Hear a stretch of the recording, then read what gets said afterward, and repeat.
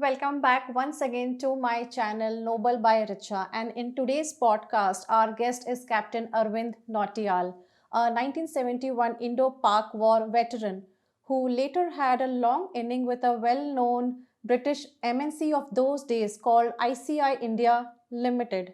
So, Captain Nautiyal, welcome to our podcast. And to start with, please let our viewers know about you and what made you join the Indian Army. Thank you, Rija. Thank you very much for inviting me. Well, I'm an old timer. I was born in 1949 and did my initial studies in different places in UP and graduation from Merit College. And thereafter, I was preparing for getting into any medical college as my father was a doctor. And in the process, after BSc, I decided not to join college again for further studies rather than prepare and get selected in medical college. Now, during that time, I was in Almora, the place in Uttarakhand hills. And I had a number of friends. One day they came to me that army is going to recruit some officers and they are going to have some interviews in a place called Rani Khet, which is a big military cantonment. And they asked me to come with them. So I said, look, I'm not interested. It's not in my choice of professions I want to join. But they said, no, you come over, we'll at least spend one evening together. So a batch of us, about, say, 10 to 12 guys, we went there. And as luck would have it, probably destiny was guiding. Next morning, I got selected. None of them got selected. So I came back. And then I heard my mother talking to my father that no way he can, because I'm the only son. So no way he should join army. And I don't recommend his going to Bangalore for final SSB. So my father told her, I overheard, that you don't worry, this is an experience he will be gaining. He is going to face life. But as far as army is concerned, he is misfit, medically unfit, because his left eardrum is perforated. I went there, I got selected finally. And that is how I joined officers training school, then now called OTA, Chennai. My course serial is SS8, one of the initial courses, and then got into Regiment of Artillery. So that's how, and then since I had joined from short service, after 5 years, I had an option to opt out. I opted out and then had a very long inning with a MNC in chemical industry, MNC chemical industries called ICI Imperial Chemical Industries, with them in different businesses in India till about, say, 2008, and I retired. And thereafter, I am living in Dehradun. Boys are settled. I'm leading good, happy, retired life, good health, playing golf 3 to 4 times in a week. That's the life. That's really great to know about your experience and your journey till here, sir. And I would love to ask the next questions with you. So, what was the situation in our country which led to war with Pakistan in 1971? Because I have read a lot of article and I've seen a lot of shows about you, like you were involved in that war of 1971. So, can you please share some details about that? Yeah, we had a lot of pressure in 1970. You know, in 1970 there were elections in Pakistan, and Pakistan, between, that is, East Pakistan and West Pakistan. So West Pakistan, they always used to have one-upmanship over East Pakistan. They were looked down. East Pakistanis were Bengalis. West Pakistan was mainly dominated by Punjabis. And there was a gentleman called, you must have heard his name, Mujibur Rahman, Yeah. who contested election for the Pakistan Assembly, and he had won with absolute majority. Yet Pakistan did not made him prime minister. Instead, Bhutto became prime minister. Now these guys, there was a lot of resentment in East Pakistan that time, and then Pakistan government decided to suppress that by force. They moved military. A lot of atrocities were committed on their citizens. A lot of killing. butchery. So then what happened? People started running away from there to save their lives to India. East Pakistan means half of the Bengal. Okay. We used to call it East Bengal earlier. They started pouring into West Bengal. And almost 2 to 3 crore guys, they crossed over the border and came here. It was a big dent on our economy. Government tried to push them back. Pakistanis were chasing them out, which led to a lot of pressure on us. And finally, army had to intervene to push these guys back. Eventually, there was a war. It continued from sometime in November 1971 in East Pakistan, which is now called Bangladesh Liberation War. And when there was a lot of pressure on Pakistan, they opened front in the western sector also, that is with Punjab. And that was the cause that finally we had no option, but we were pushed to war. So that is how it happened. And I also got an opportunity to get into that war, fight it at a very tender age, but it was a very good experience. So talking about the war and with your previous answer that when your parents were worried about you getting into army and now you were going for war, so what was the situation at home? Can you tell us something about that? How could you handle that? How your parents could handle that? At home, situation was in every family, the people were worried that what will happen. When you go for battle, there is no certainty that you will come back. Uh, just for you to feel the pulse of what was happening at home. I have not witness to that. I was the cause for that. You know. So my sisters used to be here in Dehradun. With my father was posted in Dehradun that time. They used to say the biggest enemy they used to find was postman. Okay. A postman is coming and उसकी अपना cycle का घंटी बजाता है ton train. Yes. बस Yeah. that used to shake everybody. And then good postman will start shouting, good news, good news. Postman means bringing a telegram that Yes. somebody has been killed. And everyone used to keep their fingers crossed and nobody wanted to see postman. Okay. From this, you can derive what could have been the mental state of your family members, of those Yeah. soldiers who were in the front. Yeah, because that time we didn't have the technology of phone, internet. We were Nothing, only nothing. dependent on postman. Because communication used to be by writing letters. Just before going to war, I had written 4, 5, 6 letters in advance. All okay. And we used to just put a date and leave it. Now that letter used to take 3, 4 days to come.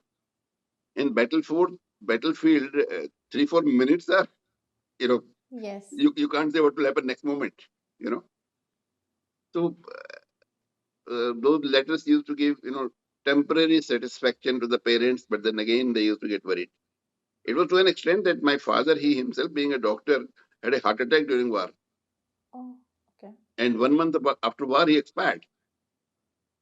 So I'm that sorry was to know all about. because of the mental tension which people were feeling at home, facing at home. But then it's very difficult for me to say that I was at other end. So how could you just want to understand with all these experience and scenarios, how could you build up your emotional resilience? If you can, give us some tips so that, we can implement in our, day in, day out life. As far as a soldier is concerned, when he goes to battlefield, he knows. You see, let me tell you, first of all, nobody wants to die. Nobody, not even a soldier. He doesn't want to die. But he is prepared to die for the nation, for a cause for which he has joined the country, army. And for the nation, on his line of duty, he is prepared to die. But if somebody says that he is not scared of dying, he is absolute liar. Everybody is scared of his death. I've faced death very, very closely, which I will tell you about. A day came when I said, come what may, I will not get killed. When we moved for the war in Chamjodiya sector, I was in Chamjodiya sector. Chamb is very close to Jammu in J&K. Uh, Chumb is a place, I mean, if you and your viewers understand what is LOC and what is international border, Kashmir was invaded in 1948 by Pakistanis, and then we pushed them back. So about one third of Kashmir is still under their occupation. We call it, they call it Azad Kashmir, we call it POK, Pakistan Occupied Kashmir. Yes. So Pakistan occupied Kashmir, whatever the border in the Kashmir, in Pakistan occupied Kashmir, that is called LOC. Now, LOC joins uh, international boundary near Champ. Below Champ, it is IB, the recognized border. And from Champ upwards to Kashmir, it starts LOC. So my unit, my battery moved to Champ Jordia. I was there. And initial, I mean, I can talk on this for days, but I will cut short and small. The first day itself, I was in a bunker with my battery commander. And battery commander told me around 8 o'clock, he told me, just go to my bunker and pick up my transistor. And we were just sitting in a bunker next to the mess where food was served to us. And we started listening to the news. Now, news says that war is broken out, Pakistan news, war is broken out, and our army is advancing, and they have captured Chumb, and they are now about to cross a river Manavatavi and going towards Akhnur. We were sitting there. So we had a hearty laugh. This is again propaganda news. And out, he told me, just go tell the cooks to serve dinner for you and me. And in the meantime, just go and see that we were making some reinforcing our defenses. Certain bunkers were being reinforced. The men are working there. Just go and see and, cheer them up. So I went there. When I was talking, there was a JCO there. In Army, we have officers, JCOs, junior commissioned officers and Jawans. The junior commissioned officers are linked between officers and Jawan. They were Jawans earlier. They become JCOs later on. They are very senior guys who got 20, 25, 30 years of service. Lot of battle experience. So I was there and JCO was getting the job done. I started talking to him. And exactly 8:30, one Pakistani shell landed. One, two, three, one after the other. And this guy pushed me. I was wondering what is happening. I could not visualize. That was the first time I was in battlefield. He pushed me, I fell down. And then he said, Saab, ladai shuru ho gayi. War has started. I got so excited, I immediately got up. And in that shelling, I started running. I had a 100-meter wind sprint and reached the bunker where battery commander was there. And he was outside with his both hands on his belt. He looked at me. He was about 5, 6 years elder to me in age as well as service. He hugged me. He said, cool down. I behaved exactly like this in 1965 war. That was his first battle experience. Cool down, you'll get used to. The whole night, shelling and all kept on happening. Next morning, the moment first light was there, I saw 2 bombs being dropped, 1,000-pounder bombs over us by a Subajet. And I was just watching those bombs coming down from, and then boom, all around. And in the meantime, heavy shelling was going on. Around 8 o'clock, uh, one of a Jawan, Rajamanikam, he was brought to the command post where I was sitting. And he was hit by an artillery shell. There was a splinter on his head. So my battery commander told him that you rush yourself to advanced dressing section ADS, they call it. You rush him, quickly take him. So I kept his head on my laps. And in a one-ton vehicle I was going, which was about 5, 6 kilometers behind us. After 3 kilometers, that guy died on my laps. So that was the first time I saw somebody dying, and that too on my laps dying. And immediately I saw on the roadside, there was another course mate of mine, batchmate. In army, we call them course mates, batchmates. Lieutenant Warren, he was standing there.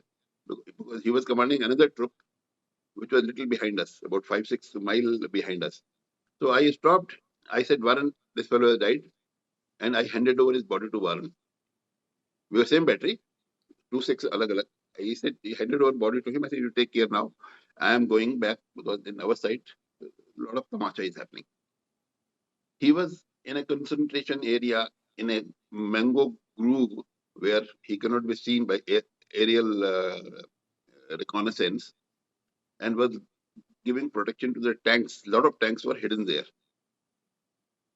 So I came back.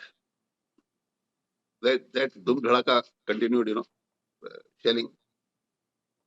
We had 6 guns in my troop deployed about a kilometer away from each other. And that is how we deploy anti-aircraft guns. We do, like in a field artillery, all guns are deployed in about 200, 300 yards, so having 40, 50 yards gap. But in air defense, we deployed twin guns, 2 guns, and one section to other section, there will be 100 yards. All around we deployed there. So came back, our one section was there with 2 guns. Now what happens that day, these 2 guns were absolutely in front. They were very close to enemy. And there was some Johnnies were feeling a bit uncomfortable because the cinemas guy there were 2 havaldars. So battery commander called me. He says, you go and take charge of that section personally because you're so close to enemy. And the boys are feeling uncomfortable. I was the youngest among them, among all Jawans and all. He said, you go. So I picked up my gun and I said, okay, going. While I was going, he shouted, come back, naughty. He used to call me naughty. Come back, naughty. I came. He said, no, you stay back here. I was in the command post from where all guns were being controlled. And he told one of our senior JCO called Subedar Varghese. I said, let Varghese go there. And he told Subedar Varghese, Varghese sahab, aap jaiye, and you take charge of the number 2 section, which is the frontal section. There's a problem over there. So Varghese chale gaye. Now, around 4 o'clock, me and another colleague of mine, Captain Chandra Bhushan, we were together throughout the war. We fought war shoulder to shoulder. He was a course senior to me. We were together, and then message came on. We had internal telephone lines. We used to lay those cables, field cables, and they used to connect all sections with that. And easiest way to go where our section is, we used to hold the cable and walk with the cable. We reach exact location where your telephone is there. So we got a call from there, Havaldar Sultan Yaqub, one of our gunner Havaldar. He said, Saab, we can see a lot of Pakistani movement on our right side crossing the river. The river was a Barsati river. Manawar Tavi was the river. Battle of Manawar was fought there. It was a monsoon river, and during off season, you won't find more than knee deep water. It can be easily crossed. And that area was not covered by any troops. So what they had done, they had laid down minefields over there. So if anybody is trying to come, he will get caught in the minefield. These guys, what they did very intelligently, because all villages had ran away from there, they entered their houses, picked up the charpais. You know what charpai is? Yes. The bed Bed, which yes. people use in this thing. And they picked up 10, 15 charpais, and they were keeping one charpai coming over that, then jumping to other charpais, and they crossed the minefield. If the leg of charpai hits a mine, charpai's leg will get blown off. So soldier will not get affected. They crossed. So I told them that, look, on your right side, 50 yards away, there's a command post of 216 medium regiment, very close to you, about 50, 60 yards from you. You go there and tell their adjutant, Captain Mahajan, what is this happening? So he went to Mahajan and then came back after about 40 minutes or so. Because I talked to Mahajan and he talked to the headquarters, and they said, you don't worry, they are not Pakistanis, they are 47 BSF withdrawing. Now issue is that Pakistanis wear khaki uniform. Dark Indian green Army wears color. olive green uniform. Yes. BSF also wears khaki uniform. Like any police, they wear khaki uniform. Army wears olive green. So they were all in khaki. So he told me, "Sir, they are in khaki, but why are they firing if BSF is withdrawing? They are indiscriminately firing and coming." By that time, winters, 4th December night, it was getting dark. Chandar and me decided we should go to section number 2 now, because something is getting out of hand. Both of us went there. We reached there around, say, 6:30 or so. We spent 2.5 hours with them, 2 hours with them, up to 8:30. Subedar Varghese and the men. Men means about 15 men with 2 anti-aircraft guns and a lot of machine guns deployed all around. And next to them were 12 guns, medium guns, were long range guns of a regiment called 216 Medium Regiment. These are artillery guns, which do maximum bombardment on enemy. We went through those guns, then we went to our section, spending that time. But that time, intense firing was going on. We were wondering where the hell this firing is coming from. We are not able to see any enemy. Now, these guys who had crossed over, which I was telling you around 4 o'clock, when they crossed over this side, there was a small hillock called Buchimandi Hill Feature. They went and parked themselves in Buchimandi Hill Feature. And from there, they were firing on anything they were seeing moving. So we, after giving them a little bit of moral support, and both of us decided that we got to go back to command post because we have other sections also to look after. We start coming back exactly 8:30. And we had to walk back about a kilometer. When we were midway, everybody was shouting. Intense firing started. Shouting, screaming, Margia, Mardia, that kind of things. Crying. And we got totally confused. What the bloody hell is happening here? What has happened? We can't go back. We have very small weapon with us. We had a 10 carbine, which is a very useless weapon, very short range it has got. We came back to command post. We told battery commander this is what has happened. And then we immediately start calling our gun positions. There was no response. We could hear the ring going. It means it's working. There's no response. Came back. Then we have a net telephone wireless net called Delta 5 net. Delta 5 net, all artillery regiments are on that net. So whenever you open Delta 5 net, you want to hear anything, you can get the running commentary of entire war battlefield because artillery officer will be there in every location. That net was not working. We were not connected to them. I don't know what happened that day. And then we found that 15 tanks of our tanks of 74, 71 armored, 72 armored regiment, they started moving towards forward area. And they went over us. And about 70, 80 yards from us, they lined up facing enemy. Some of our Johnnies, foolishly, they started firing at tanks. But tank has got tremendous firing power. With rifle, you can't face tank. You can face tank with tank. Now they started firing on us. And that firing was going on, and we all went underground, and they were thinking that we are enemy. And our Jawans who fired, they thought them to be enemy. Utter confusion.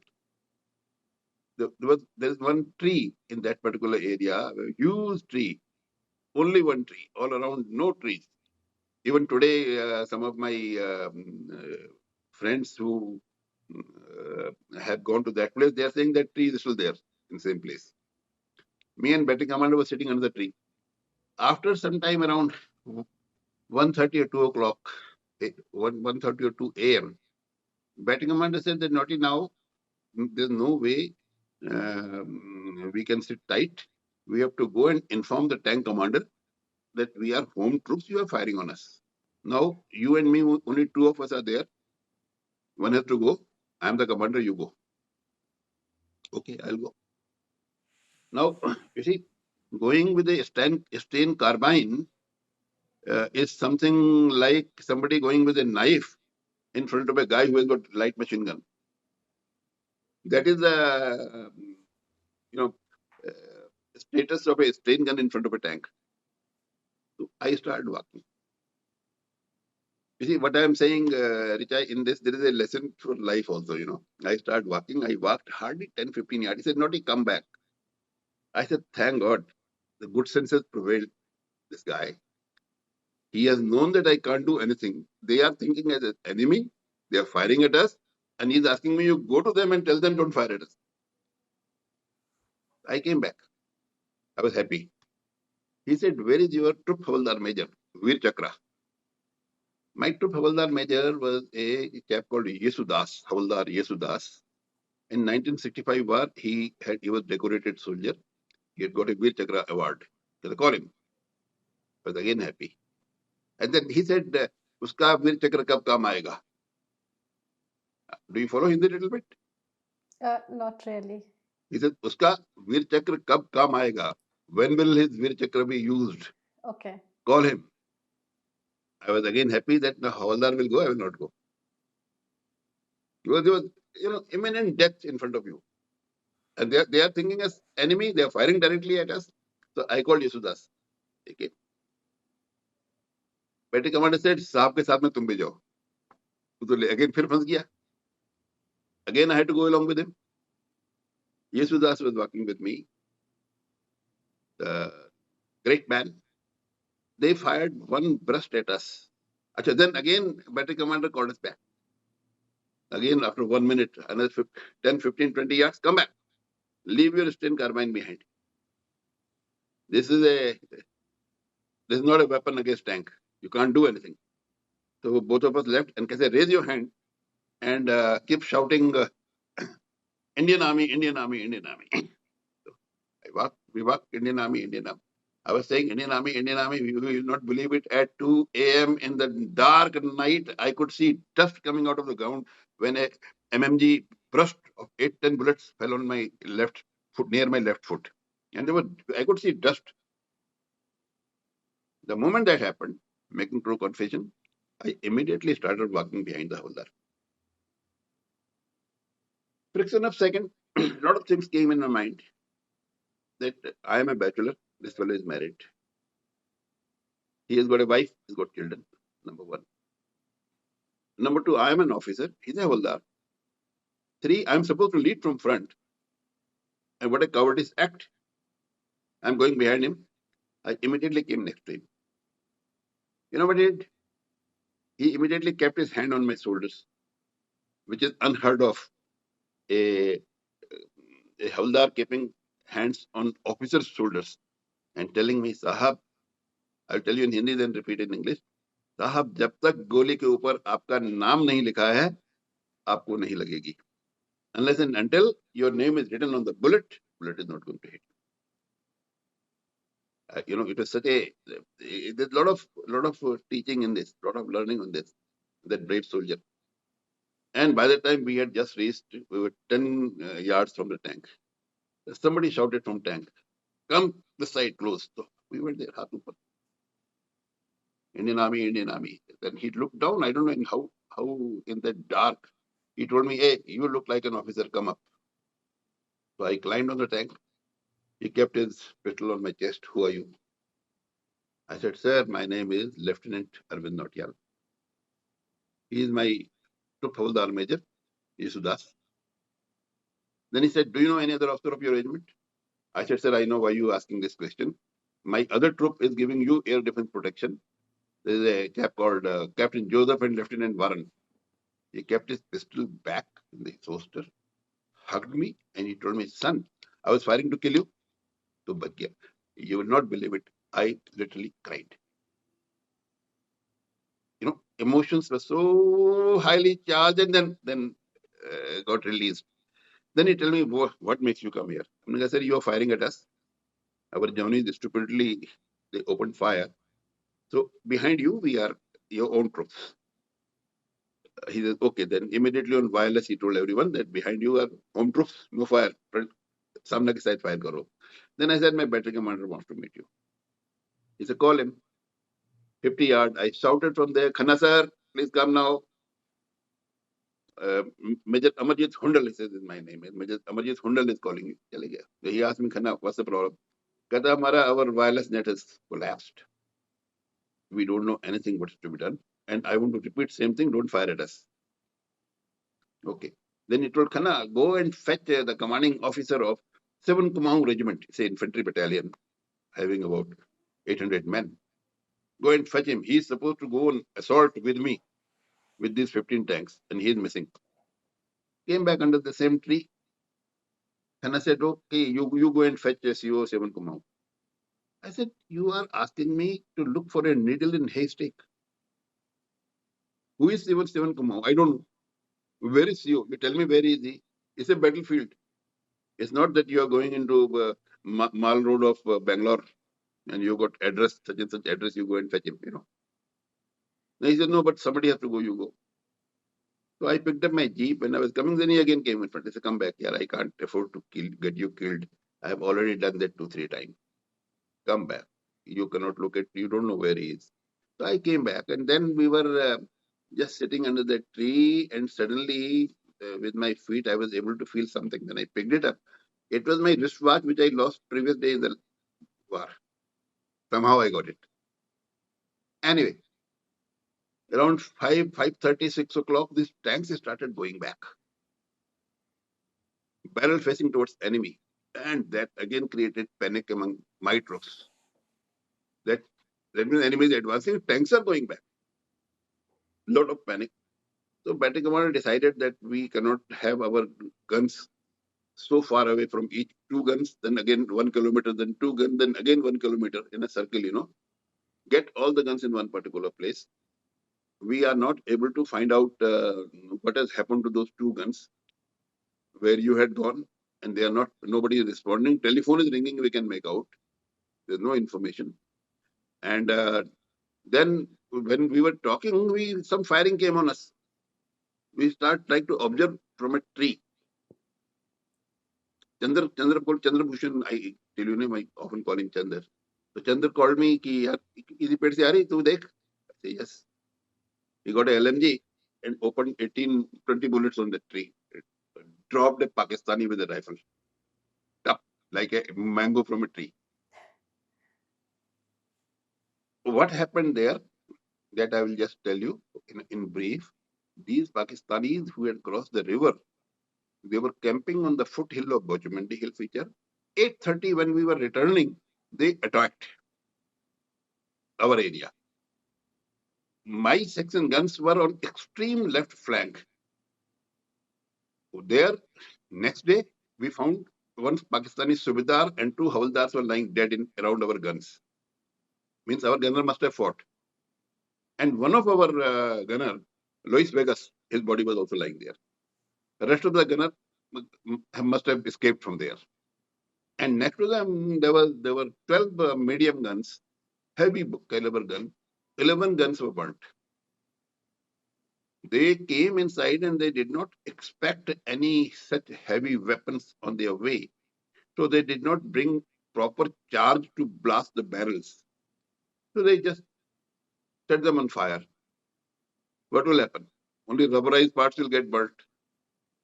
But in the process, they killed about 61 men of ours. 61 in that one. That chilla chilli, what I was saying, that shouting and screaming was going on. It was, they were attacking our gunners when they were sleeping. Those both batteries were supposed to be sleeping that time. Everybody cannot keep awake throughout the war. So in turn, people sleep. Both the batteries were sleeping, and they attacked them while they were sleeping. They killed 61 guys. We also found more than 40 bodies of theirs later after war lying in that area. Now from there, battery commander said that now number 1 section, he asked me, you go there and find out what is happening there. They are also not responding. So I went, I took 3 gunners with me, 4 of us, and started walking. We were about 300 yards away. Firing came on us, heavy firing. We just were lying down. It's again lesson. We just lying down. There are dividers in the fields. Farmers, they make dividers.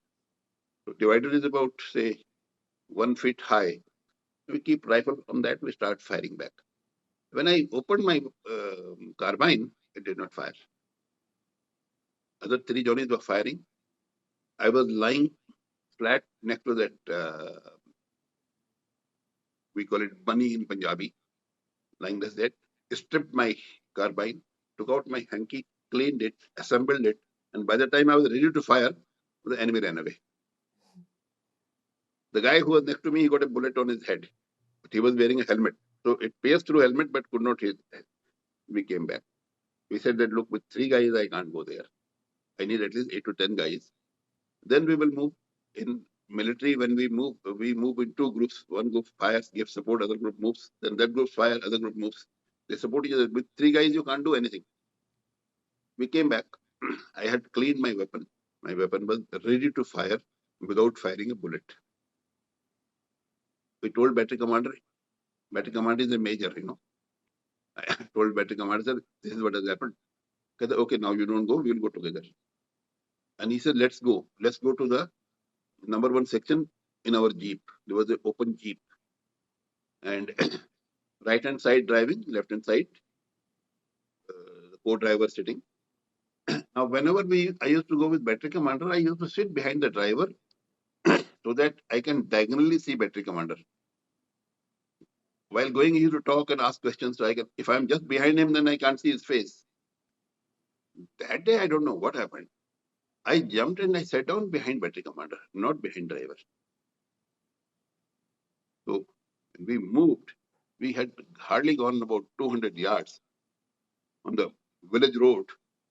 There was mud boundary wall of all houses. On one house, I noticed a pattern of undulation. And my military mind immediately read that helmets. We wear helmets on set. So there were about 4 to 5 guys sitting with their rifles on that village wall with their helmets on and waiting for us to come in their range and then shoot us. I saw them. There are spontaneous reactions which come by a lot of training.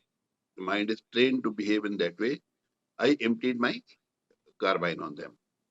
They were hardly 25, 30 yards from us. And the moment I opened, they all ducked down and the driver pedaled the gas.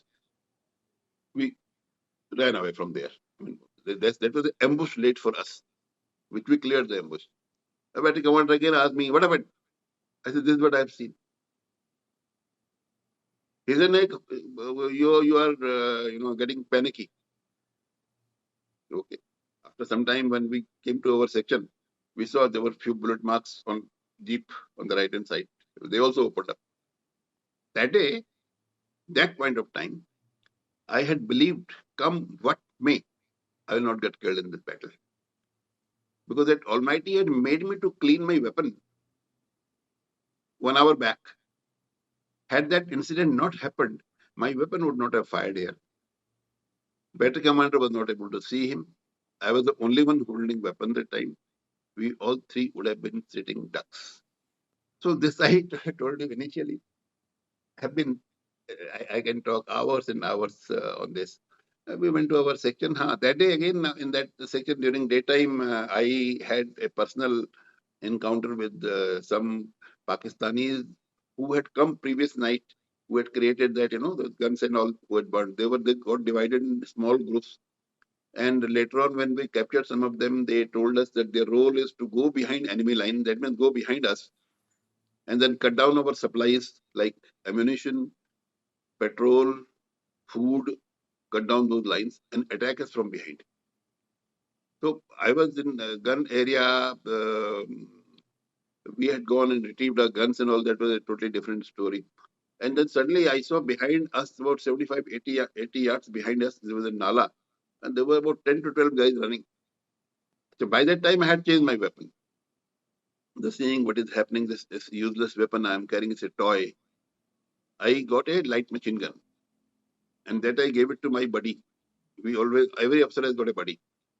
He carries his wireless set in the battlefield, one gun. I gave him that light machine gun, which is quite heavy. I took his rifle. And we saw this, and then I told my buddy that, come on, let's rush. We rushed and we came almost 50, 60 yards from those guys who were running. And we placed the light machine gun, opened up. I don't know what happened. Everybody ducked down. Whether they were hit, or not. I don't know. But they all ducked down.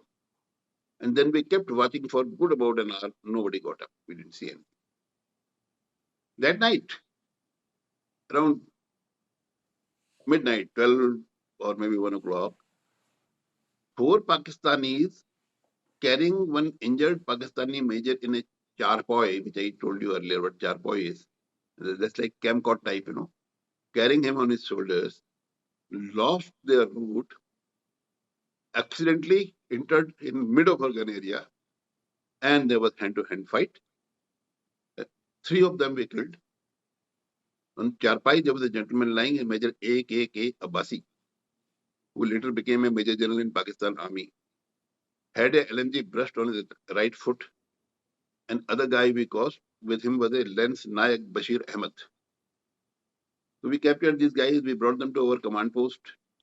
And then inside, when I was there, the commanding officer told us that you go out now, because if everybody is talking to them, another troop may come like that, So we went to front. Later on, commanding officer told me that, look, they were interrogated. And he said, I am Major A.K.K. Abbasi from 13 Azad Kashmir Rifles. He had led the attack on the 216 medium regiment where 11 guns were burnt. And now they were, in broad daylight, they wanted to come behind us in our ammunition area and blow up our ammunition depot.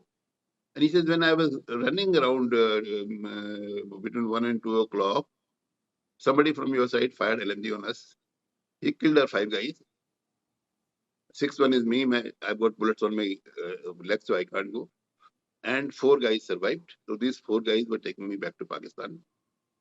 And this is how they got caught. He was a guy on whom I had fired. I didn't know. When you're firing a bullet, how do you know whether it has been hit or not unless you get the dead body? So that kind of thing, many things have happened, Richa. I can talk hours and hours on that. A very interesting part was we were in our gun area around 7th or 8th. Again, 3 of us were together, my battery commander and Chandra Bhushan. We were there and we saw one helicopter coming. He asked me, "Ye kya hai?" Chandra Bhushan. I said, "It's a Pakistani. We don't have a helicopter. We were not having helicopter in that sector. It's a Pakistani. We have air observation officers who go on helicopter. From there, they see what is happening down there. And then direct artillery fire. There is a process how to do that. They call OP officers, air OP officers. हमने Pakistani air OP है. And he told him, Mark, next to me there was a Havaldar Krishnan. I said, Krishnan, aim kar, range mein hai, range mein. I said, fire. 3 bursts उसने मारा. We saw helicopter dwindling in the air and then tilting one side and then getting lost because there was a hillock in front of us. And behind that, it got lost. Then we all 3 talking to us that, look, did we hit or not?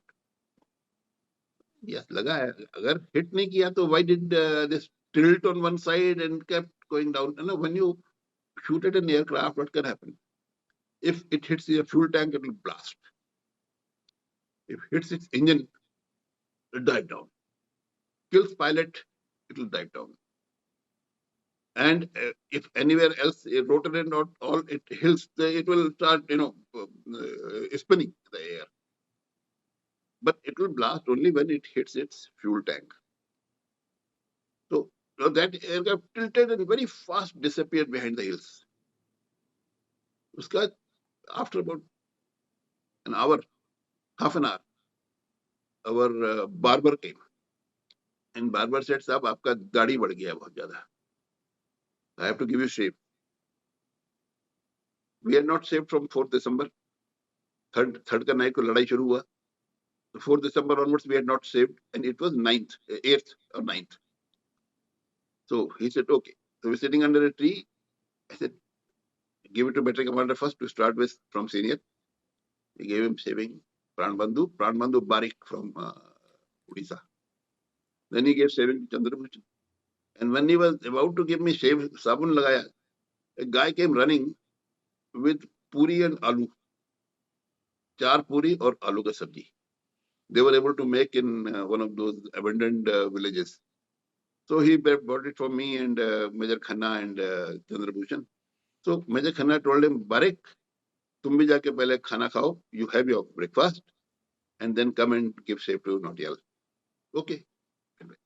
While we were eating, the same guy came running again. He said, Barik has been killed. What happened? We all rushed to that house, which was hardly 20 yards from us, 30 yards from us. We went there, we saw Pranbandhu Barik sitting on his haunches, one hand on his knee, with 3 puri and aloo, a piece of puri and aloo in his mouth, and half of his head chopped off. A rocket came from there, hitting him. Pranbandhu died. It was a great shock to us. But then you very quickly reconcile in battlefield that if you remain in that mental state, then there will be much more damage. So it took us half an hour to reconcile that our own guy has died. And later, after war was over, when we went back to our permanent location. So there I did some stock taking of Pranabandhu's belongings, which were sent to his house.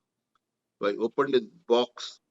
Inside that box, he had about 2 dozen bangles for his wife, one shirt for his son, and one gudiya toy, not Barbie doll, but that type for his daughter. It is so heartbreaking to see those things. 2021, I was in my bedroom seeing TV, a program of a chap called Shekhar Gupta. He was one of his episode, and then he was talking about how Ahmadiyas are treated in Pakistan. And in that show, he said that on such and such day, a helicopter on which their divisional commander, General Iftikhar Bhinjua, he came to the forwardmost area on the helicopter. He was quite daredevil guy. And some gunners fired and shot down his helicopter. But nobody in India has claimed that they have shot down. So that was the helicopter we had shot down. There was no other helicopter. Only that helicopter was shot down throughout the war. It was verified later on. And fortunately, when we write war diary after war is over, which goes in regimental records, in that we had mentioned that we fired at a helicopter, fate unknown, because it disappeared behind the hill. I immediately took up the matter, filed a claim, which went right up to army headquarters. They accepted it. They asked regimental diary to be amended. I told them that it's not my statement. There are 2 more witnesses, 2 officers witness. One of my colleagues who was fighting war with me, now called Colonel Chandrabhushan, he's alive and he lives in Chandigarh. This is the number. You can verify what I am saying is correct. And I said the regimental adjutant chap called Brigadier Satish Kumar. He lives in Delhi. This is the number. He can be verified. And the gunner whom I asked to fire Krishnan, I don't know about him. He may not be there because that time I was only 22, 23 years old, 22 years old. And that fellow was 43, 44 years old. So now he must be in his late 80s or 90s, or maybe there or may not be there. May not be in fit mental state to remember this. People accepted it right up to that. But then there were some problems I know in Topach Lawn vis-a-vis Shekhar Gupta. So the whole thing was worried. They did some correspondence with me, and they, however, asked the regiment to amend their war diary and take cognizance of my thing and add it into the war diary.